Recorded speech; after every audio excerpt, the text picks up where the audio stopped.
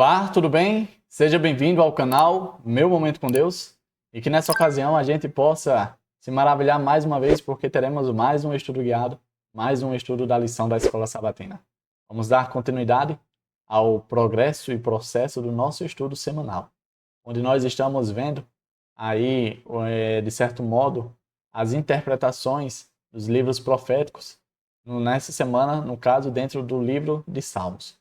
Como o livro de Salmos pode nos auxiliar para podermos entender, interpretar e, com certeza, conhecer mais a pessoa do nosso Deus e seus planos, que está, de certo modo, ligados a cada um de nós. Então, sem muita demora, eu quero convidar você a orar comigo e logo em seguida conhecer qual será o tema de hoje do nosso estudo. Vamos orar então? Senhor Deus que estás nos céus, muito obrigado, Pai, por mais uma oportunidade de poder estudar a Tua Palavra. E nessa ocasião, mais uma vez, o Teu Santo e Bom Espírito venha tocar, venha falar, venha ministrar as Tuas preciosas verdades. E que dessa forma, a gente não apenas adquira conhecimento, mas acima de tudo, que a gente tenha posicionamento acerca daquilo que é a verdade. Para não apenas, de fato, alcançarmos graça diante de Ti, mas acima de tudo para dar testemunho de que o Senhor é a escolha certa a se fazer. A Deus perdoa os nossos pecados, fica conosco, é isso que nós pedimos em nome de Jesus Cristo. Amém. Pois muito bem, quarta-feira, e o tema do nosso estudo é Salmo 5. Nós vamos ver aqui o Salmo 5, eu quero convidar você a ler comigo, são poucos versos bastante interessantes, e com certeza a gente vai correlacionar de maneira bem fácil com os textos de Apocalipse que nós estamos estudando nessa semana, a saber, Apocalipse 14, verso do 1 ao 11. Né? E o verso 1 do Salmo 5 diz assim, ó: Escuta, Senhor, as minhas palavras, considera o meu gemer, atenta para o meu grito de socorro, meu Rei e meu Deus, pois é a Ti que imploro.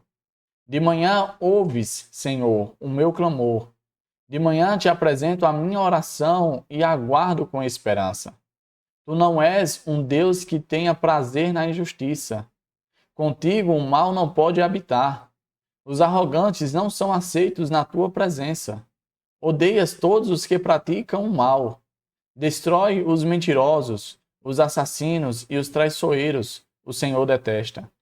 Eu, porém, pelo teu grande amor, entrarei em tua casa. Com temor me inclinarei para o teu santo templo. Conduz-me, Senhor, na tua justiça.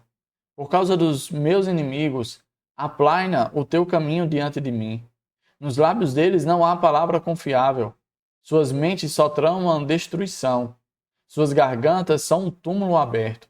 Com suas línguas enganam sutilmente. Condena-os, ó Deus. Caiam eles por suas próprias maquinações. Expulsa-os por causa dos seus muitos crimes, pois se rebelaram contra ti. Alegrem-se, porém, todos os que se refugiam em ti. Cantem sempre de alegria. Estende sobre eles a tua proteção. Em ti exultem os que amam o teu nome, pois tu, Senhor, abençoas o justo. O teu favor o protege como um escudo. Olha que salmo maravilhoso. Será que a gente consegue encontrar, alguns pontos, alguns detalhes que nos ligam ao contexto de Apocalipse 14, onde fala ali que o Cordeiro está no Monte Sião, juntamente com os 144 mil, né? E que eles estão ali louvando e reconhecendo, adorando. E logo em seguida é introduzida ali as 13 mensagens angélicas que fala sobre adorar a Deus, né, porque Ele é o Criador. Depois a mensagem de alerta que caiu a Babilônia. E depois, de certo modo, o juízo para aqueles que não deram ouvidos ao apelo, ao clamor, ao alerta que foi feito pelo segundo anjo.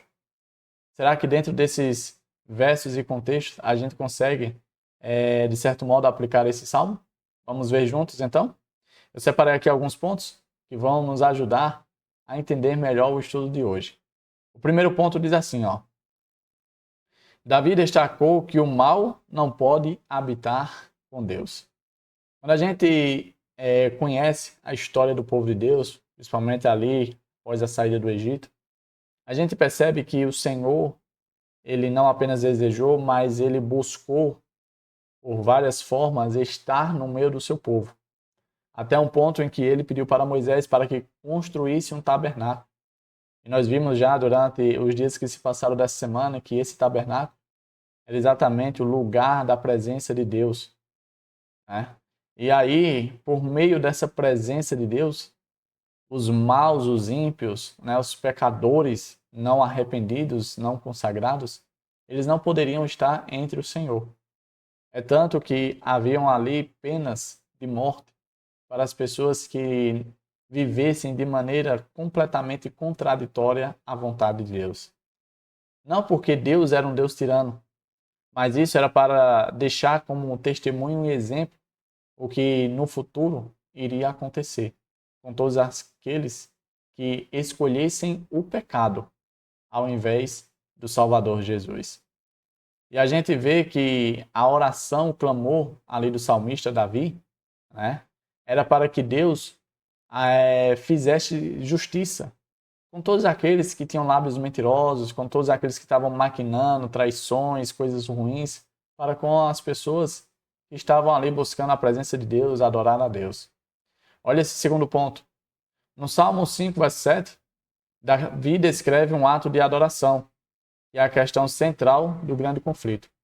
É nesse verso que Davi fala que iria buscar a Deus, queria temer a Ele, queria se inclinar diante do templo e queria adorá-lo. E a gente vê ali no Apocalipse 13, pelo menos 5 vezes essa palavra adorar ela é mencionada. E no capítulo 14 não é diferente. É tanto que a mensagem do primeiro anjo é: adorem ao Criador, adorem aquele que fez todas as coisas, até mesmo as fontes das águas. O apelo do primeiro anjo é chamar as pessoas para adorar o verdadeiro Deus. Em outras palavras, a gente vai perceber que desde Gênesis a Apocalipse, a questão central é adoração. A quem eu e você estamos e vamos adorar. De forma muito fácil, a gente pode dizer: não, eu adoro a Deus. Mas é exatamente as nossas ações, né, que de fato dão testemunho a quem de fato nós adoramos. No presente momento, a gente percebe que com muita facilidade as pessoas não apenas não têm adorado a Deus, mas têm adorado a si mesmo, tornando a si mesmo o centro de tudo, fazendo com que os desejos pessoais estejam à frente do assim diz o Senhor. E isso é algo muito perigoso. É algo que vale a minha e a sua reflexão e autoavaliação, para verificarmos se não estamos trilhando esse caminho. Porque se existe uma pessoa, uma única pessoa que merece a adoração, é a pessoa do nosso Deus. O terceiro ponto que eu deixei aqui diz assim: Davi disse que temia a Deus. E a mensagem do remanescente apresenta o seguinte chamado: temam a Deus e deem glória a Ele, pois é chegada a hora em que Ele vai julgar. Quando as pessoas se deparam com esse texto de Apocalipse, elas pensam que chegará um momento em que nós deveremos prestar culto e adoração. A bem, na verdade, não existe uma data, uma hora para isso. A partir do momento que nós conhecemos e reconhecemos que de fato Deus é Deus, é desse momento em diante que nós devemos adorá-lo, cultuá-lo, louvá-lo. Não é viver a vida de maneira dissoluta, né, e em dado momento a gente se voltar a Deus. Porque se assim nós fizermos, a bem na verdade, quando chegar esse momento do apelo final, nós não teremos a força necessária. E eu quero dizer que com essa força necessária, nós não teremos a presença do Espírito de Deus em nós para fazer com que a gente se converta, para fazer com que a gente se arrependa dos nossos maus caminhos. Imagina só, você passa a vida inteira rejeitando a Deus, a presença do seu Espírito, para no momento final você se voltar para Deus? As coisas não são bem assim. E é por isso que todos os dias não somente eu busco com esforço ter esse momento com Deus e estudo, como eu também convido você. E eu entendo que nem sempre você não estará com vontade, com coragem, disposição e quem sabe até mesmo inclinação. Assim também acontece comigo. Mas graças a Deus, nós temos o Espírito de Deus em nós, que com gemidos inexprimíveis busca a Deus e que com essa busca alcança força para que a gente possa sim fazer o assim diz o Senhor. O próximo ponto diz assim, ó: na boca dos redimidos não se achou mentira. E de fato, seria estranho se houvesse mentira. Porque o que a Bíblia afirma em todas as partes é que Deus é o Deus da verdade, enquanto Satanás é o pai da mentira. A Bíblia fala que é pela verdade que eu e você somos libertados. Libertados do cativeiro do pecado, libertados da mentira. Essa verdade produz em mim e em você vida de verdade. Produz libertação, produz paz. E todos aqueles que querem desfrutar da vida eterna, da paz eterna, dos benefícios do céu, eles precisam viver uma vida em verdade, uma vida na verdade. Nós vimos aqui no contexto do Salmo 5 que Davi, ali, o salmista, ele descreve algumas características das pessoas que não simpatizam com Deus.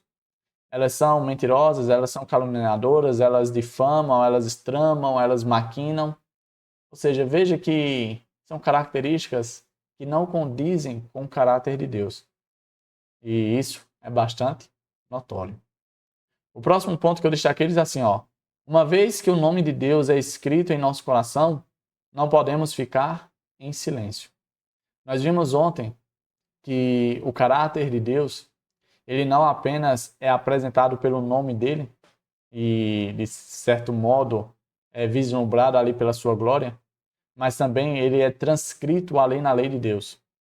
E existe a profecia, né, destacada ali em Hebreus, profecia de Jeremias, que o Senhor escreverá a sua lei em nosso coração. Em outras palavras, nós teremos o caráter de Deus escrito, implantado, registrado dentro de nós. E ao termos essa maravilhosa bênção, a gente não pode esconder, a gente não pode reter. É preciso que eu e você, a gente transpareça, a gente, de certo modo, dê testemunho de tudo que Deus tem feito por cada um de nós. Que a gente torne audível e visível as maravilhas e o caráter implantado de Deus em nosso ser. Esse testemunho é exatamente a forma como eu e você faremos com que o nosso Deus se torne conhecido. Será dessa forma que as pessoas não apenas irão conhecer a Deus, mas irão se impressionar com o Deus que eu e você tememos e adoramos. Por último, diz assim, ó: Davi disse: alegrem-se todos os que confiam em ti, cantem de júbilo para sempre, porque tu os defendes, e em ti se gloriam os que amam o teu nome. Sabe, se tem uma coisa que eu e você temos como motivo de adoração, de louvor, de alegria, é exatamente a presença de Deus nas nossas vidas. Embora às vezes eu e você passemos por algumas privações, quem sabe até mesmo dias ruins, mesmo passando por tais experiências dolorosas, nós temos a certeza e convicção de que não estamos só. E eu quero encerrar esse nosso momento de estudo fazendo a seguinte reflexão, que tem tudo a ver e podemos contextualizar com o estudo de hoje. Certa vez Jesus chamou os discípulos para atravessar o mar da Galileia. Jesus não disse o que iria acontecer durante o percurso, mas Jesus estava com eles e Jesus afirmou que eles chegariam à outra margem. Muitas vezes eu e você estamos dando mais atenção e valor ao processo, ao progresso e às coisas que estão acontecendo no percurso. E nos esquecemos das duas coisas mais importantes. A primeira, Jesus está conosco. E a segunda, ele prometeu que nós chegaremos do outro lado. Então, se existe razão para louvar, cantar, bendizer e adorar o nosso Deus, mesmo em meio às tribulações da vida, é exatamente por essas duas preciosas verdades. Jesus está conosco e nós chegaremos lá. É por isso que os remanescentes estão no Monte Sião, no lugar da presença de Deus, junto com o Cordeiro, louvando e engrandecendo o seu nome, com um louvor que somente eles saberão, porque somente os vencedores, junto com o vencedor, o Cordeiro de Deus, terão a experiência de engrandecer naquele último momento. Tá certo? Que Papai do céu te abençoe, te proteja de todo mal. Eu quero te ver aqui para a honra e glória de Deus no próximo estudo guiado, no próximo estudo da lição da Escola Sabatina. Foi maravilhoso o estudo de hoje e foi muito bom ter você aqui comigo, tá certo? É isso. Até a próxima e tchau, tchau.